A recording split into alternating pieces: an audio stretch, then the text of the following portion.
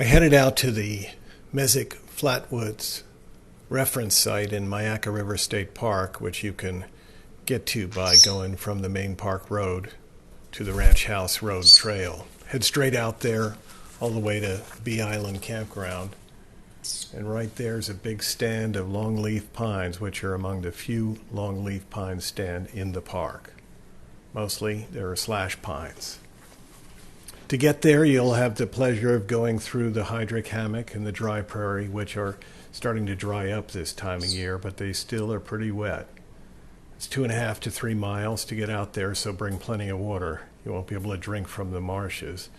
And once you're out there, it's pretty dry with sandy soil. It's definitely beautiful with the pines silhouetted against the Florida clouds, and it's quiet.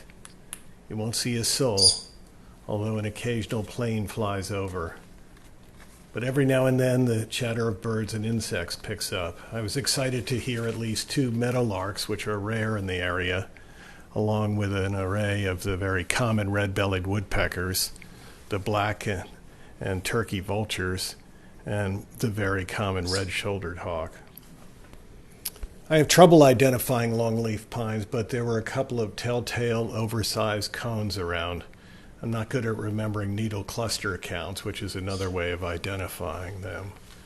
The pines dominate the landscape, but the other growth is very similar to the dry prairie, with saw palmetto and shiny leonia, or fetterbush, prominent.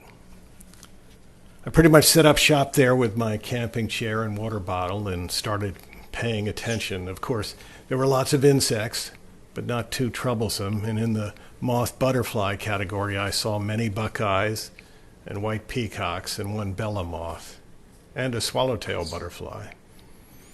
There were also many of the usual suspects among wildflowers: yellow-eyed grass, which has a lovely yellow flower, and when not in bloom it looks like a little pine cone on the end of a stem.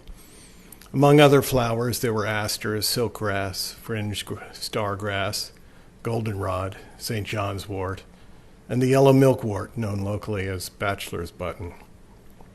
In the pink, purple, and white range were chaffheads, Carolina redroot, foxgloves, and thistles. I also saw gentians, arrowheads, and tall elephant's foot.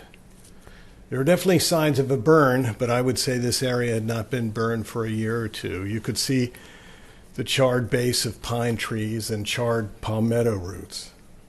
If you get a chance to visit this place, do yourself a favor and find some shade. The sun beats down. In October, it's between 85 and 90 degrees. You're going to sweat. After a time, I packed up and headed back to civilization, but not before having my first ever sighting of a pine lily, which is typically not in bloom around here in October, and I had been wanting to see one for quite some time.